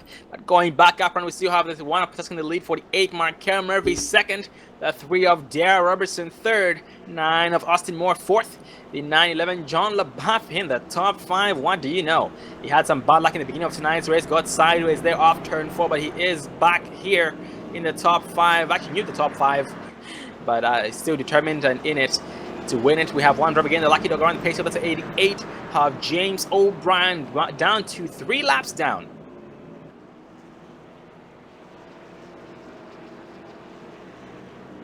So Dave, by the looks of it, once we go green, we will have about 4 to 5 laps remaining, so it will make things very, very interesting.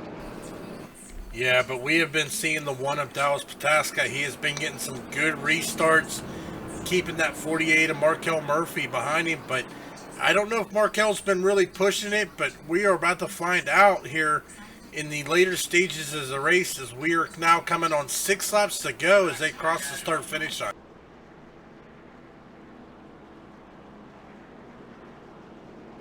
And unfortunately, we've lost 2 more drivers, Lance Marsh in the 54, and also the 6 of Steven Mattox, the 13 of Jean-Francois, still down pit road, getting some damage fixed, getting most damage fixed. Hopefully that car is going to run before the end of the race, because he was smoking heavily. Got the very bad deal, or bad end of that deal there during that caution. The 813 Mike Taylor still down pit road there, getting 4 tires, full tank of gas. Last time we checked, he was 5 laps down, but he is now 4 laps down.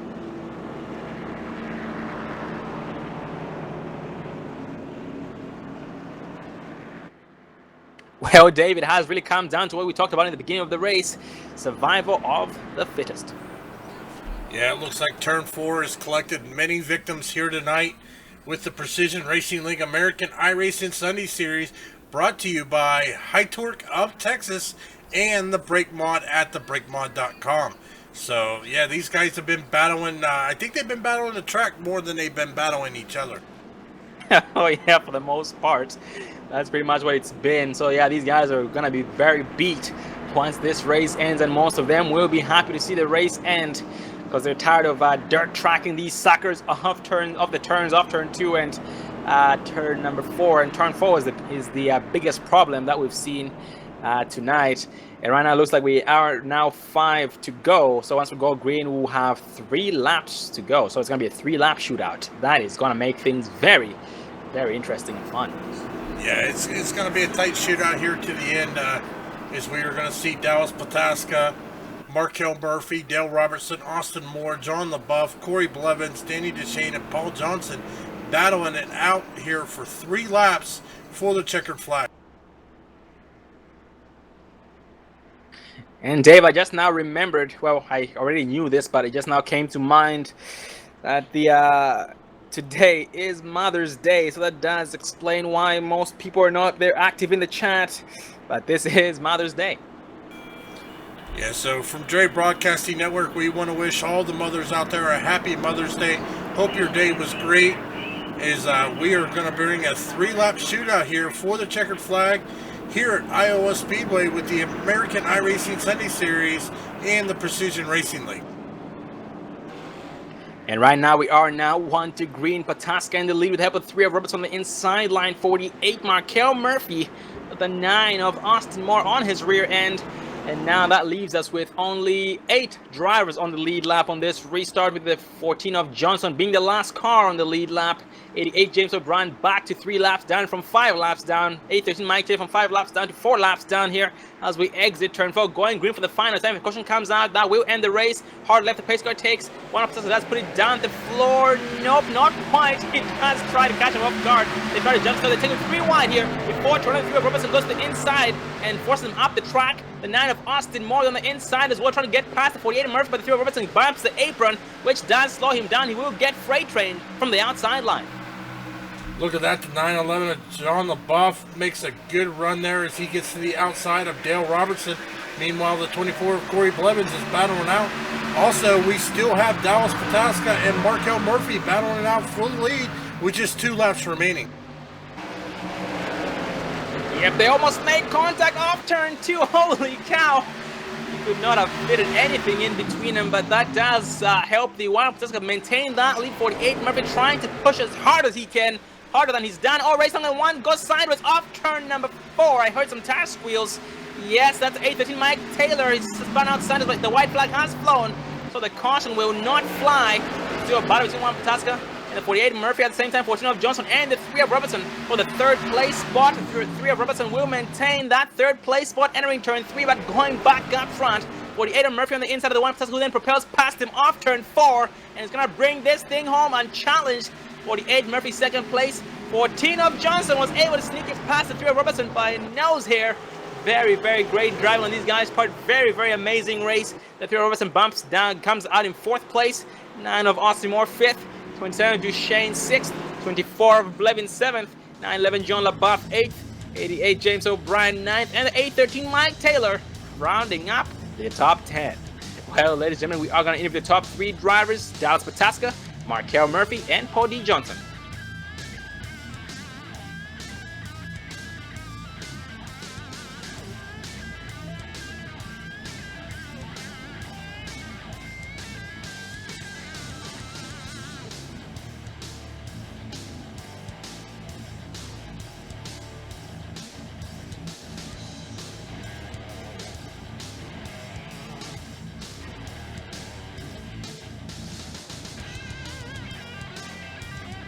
As we watch the Wild Pataska burn that sucker to the floor.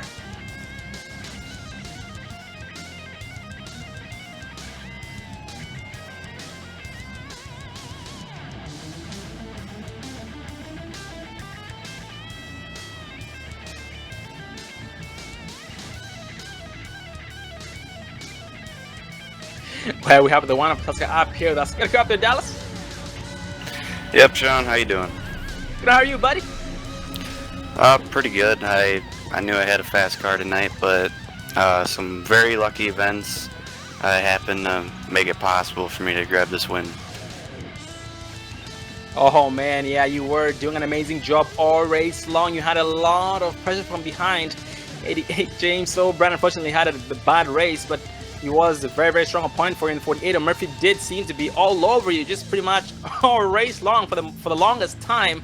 And the most important thing is you guys were all able to not get claimed by the track, because most drivers tonight got beaten or defeated by the track, but you guys were able to survive it and stay ahead of it and bring this thing home, coming out in 1, 2, and 3. And tell us about your green flag pit stops. You guys had some green flag pit stops, but you were lucky enough to pit in when the caution came out, while everybody else pitted in when it was green, and the caution came out and caught them off guard. Well, when we had it, I wasn't quite sure when I was going to go in. I thought about going in earlier. I'm sitting here now in first. I'm very glad I didn't. It was really just kind of seeing when everyone else was going to go in. The fuel mileage we had tonight was a lot better than we do in some tracks, so that played a role in some of our runs and how long we were going. But yeah, it's crazy to think how one lap earlier or later could have changed my race. It's very unfortunate for 88 or for the 88 and the 6 and a couple other people that got caught up due to pit cycles and getting caught a lap down those. But yeah, everything else went pretty good for pit stops. I slipped through my stall once, but in the end it didn't affect too much. Oh, copy that. We are very, very glad to hear that, and glad that you had the luck on your in your favor tonight. And Dallas, almost every single week, and I believe every single week you might have been up here in the booth. We do talk to you a lot. So would you say this season's going is as good as planned, or maybe could be better? I think it always can be better. The only reason I wouldn't say that is if I'm winning every race, but I'm not. By no means am I upset with how the season's going. This is week 5, and I have 4 top 5 finishes and 2 wins. I couldn't ask for much more, honestly. My teammate got a top 5 tonight. That's going to help us a lot in the team championship. I'd say really I'm just continuing from last season, but it's tough with a lot of the new talent around. Markel, he's been very fast all season, but yeah, this has been a huge success so far, and I'm looking to keep it going. Oh, 10-4, brother. You are an amazing driver. Like you pointed out, yep, the competition is getting nothing but stiffer each and every single season. So we are glad that everything's going good so far, and we hope that it continues doing the exact same thing. And next week, you guys will be at Talladega Super Speedway, and that will be very, very interesting to see exactly what happens, because we have a lot of different teams competing to bring it home. And what should we expect from you at Talladega? Any specific strategies or anything in mind? Biggest one being don't get caught up in the wrecks. If you can do that, you're pretty much guaranteed a good finish. I'm not the greatest at super speedways, but if you're good at dodging wrecks, that's where you want to be. You just got to make sure you stay clean, and hopefully at the end of the race you got a teammate or someone by you to make a push for the win. Oh yeah, that is definitely all you can hope for right there. And yeah, we do wish you the best of luck in staying out of trouble. Yeah, things do go from bad to good and good to bad in a hurry. Doing 200 miles an hour like that at a super speedway like Talladega. So we do wish you and your teammate the best of luck, and we will hope that your momentum carries over to that race. Before I let you go, but any final words? Yeah, I'd like to thank the viewers for coming out and watching the race tonight. I'd like to thank you guys for putting on a great broadcast, and I'd also like to thank Jerome and the guys over at PRL for putting everything together for all the drivers tonight. And most importantly, I'd like to thank the series sponsors, High Torque of Texas and the Brake Mod. Well, buddy, congratulations on your win tonight. We look forward to seeing you again next week at Talladega Super Speedway for the Don Texan Drive 95 by Mike Taylor. Have a good week, buddy. All right, you too. And that was season standings second place driver. Well, starting tonight's race, he was 1 point behind Markel Murphy and Stephen Aguirre, who were tied for the lead. And he is last season's champion with DAMP Motorsports, winning tonight's race. But right behind him is one of his biggest opponents here at the Precision Racing League, a new driver this season, 48, Markel Murphy, a driver we can't get rid of no matter what with Thought Up Motorsports. Got to go up there, Markel. Yes, sir, I do. How you doing tonight, buddy? All right. Well, buddy, you did put on an amazing show tonight. You were all over these guys, putting a lot of pressure and making your presence known in their rearview mirrors, just pretty much making them uncomfortable, trying to help make them make mistakes so you can benefit from it. And so far, it did work out in your favor. You started 13th place, no qualifying time, and finished in the second place spot. How's your experience tonight, buddy? It was all right, other than the little incident at the beginning of the race. Other than that, just rebounded and just kept my head up and kept pushing forward. Oh, 10-4. And anything you've learned about this track here? Because, man, everybody was getting loose, but it didn't seem as though you were having as much trouble, any trouble, that everybody was having dirt tracking. When it comes to Iowa, you really need to just pick a lane and understand your braking points. If you don't understand those real two key factors, you'll be either burning up your tires or you can ruin your race real easy. Oh, 10-4. That is very, very nicely said. And that's something people need to think about. And very, very true. And man, you did an amazing job and stayed alive for longest for all race long, I should say. And your car doesn't seem to have too many scratches, if any. You just have some damage from the beating and banging with other opponents out there, but you did amazing for the most part and finishing in the second place spot. And next week, buddy, we'll be racing at Talladega. Anything you expect to accomplish there or any specific plans? Just be around till the end. That's the main goal. 10-4, brother. Very, very nicely said. And we do wish you the best of luck with that. Before you go, buddy, any final words? Thank you guys for broadcasting. Thank Access Power and CBS Digital for staying on board. Thank all of the league sponsors. And happy Mother's Day to all the great moms. I want to congratulate you once again, buddy, on your second place spot and your success all season long. You do keep these guys uncomfortable. Keep doing exactly what you're doing. You are headed the right direction every single race. So good luck to you, buddy. Next week at Talladega Super Speedway, and we do look forward to seeing you there. And have a good week, buddy. Thanks. You guys do the same. And that was 48 Markel Murphy with Flat Out Motorsports. But right behind him is the 14 of Paul D. Johnson. Hasn't had much luck. We did talk to him during tonight's race. Get a cup there, Paul? I'm here, guys. Well, Paul, you did stay alive. You were able to stay alive from the last time we interviewed you, and pretty much just minded your own business, picked lanes, and picked the right race lines, and was able to succeed. Tell us about the last couple of laps there when you were battling the three of Robertson.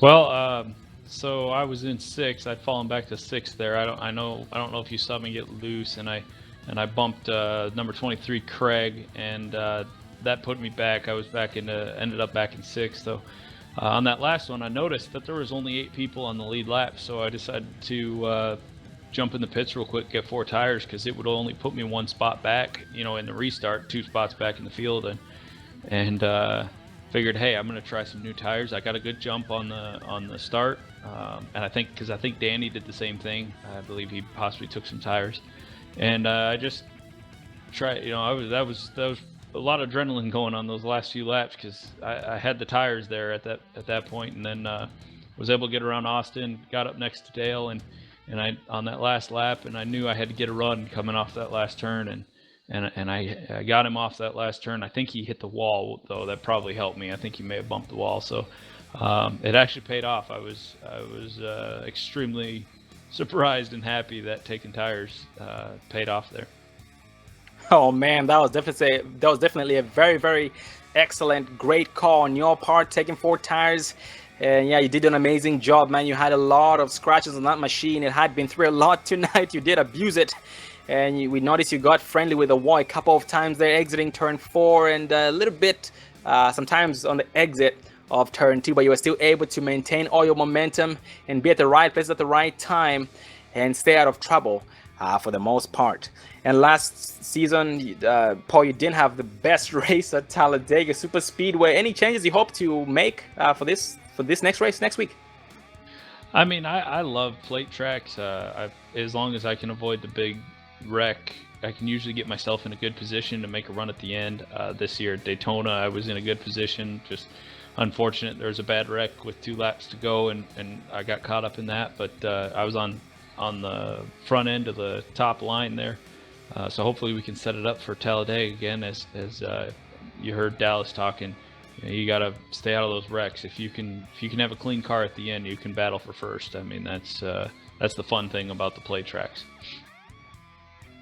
Oh, absolutely, brother. And we do wish you the best of luck. We do hope that this year you have a better race at Talladega than you had last year, because we had a very, very big, horrible wreck that you were involved in. And we do hope that history does not repeat itself this season as well. All right, brother, before we let you go, any final words? Yeah, I just want to say thanks to the sponsor, Road Trip RV Rental, as well as High Torque of Texas. That's actually the company I work for, so big shout out to them for sponsoring us, as well as Brake Mod for sponsoring the season. big thanks to you guys for the broadcast. It's really fun to watch it. I know a lot of my family watches too, so it's great having you guys, and just thanks to everyone who makes this league a blast. I want to congratulate you on your third place finish, and also want to thank you for the kind words. And we look forward to seeing you again next week at Talladega Super Speedway. Have a good night, buddy, and a good rest of the week. All right, thank you. You guys have a good night too.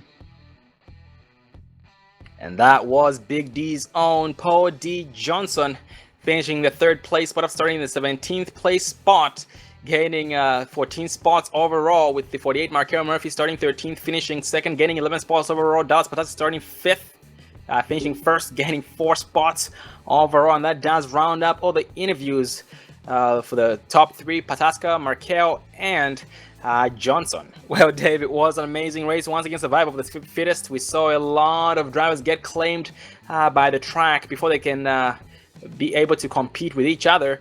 But it was an amazing race regardless. We had only 8 drivers finish on the lead lap, and everybody was a lap down or more. And we had a lot of drivers disconnect very, very early due to some bad luck. But we do look forward to seeing every single one back next week for round 6 at Talladega Super Speedway for the Don't Text and Drive 95 by Mike Taylor. Well, Dave, what was the highlight from tonight?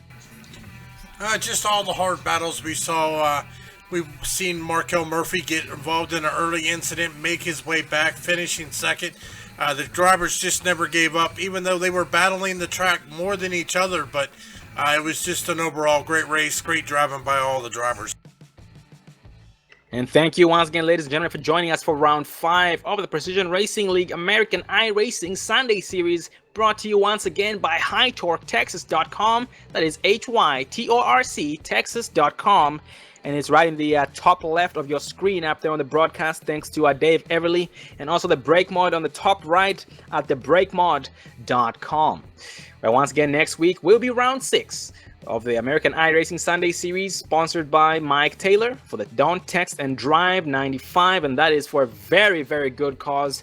PADD, People Against Distracted Driving. Put those phones away. Distracted driving is not only about phones, it could be about maybe texting, talking on the phone, changing the music station while driving, eating while driving, having your pet on your lap while driving. I can go on and on about this, and it is a very, very long list, but please stay alive, don't text and drive, and always think about others, because most of the time you won't injure yourself, you will involve somebody else in it.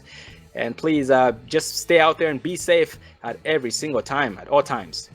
Well, once again, next broadcast tomorrow night. We're kicking off the Extreme Motorsports 99 NASCAR K&N Pro Series at Daytona International Speedway for the Daytona 85.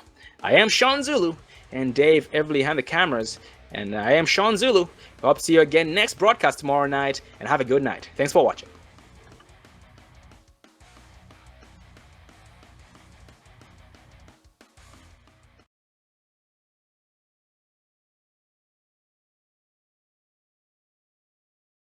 Mm-hmm.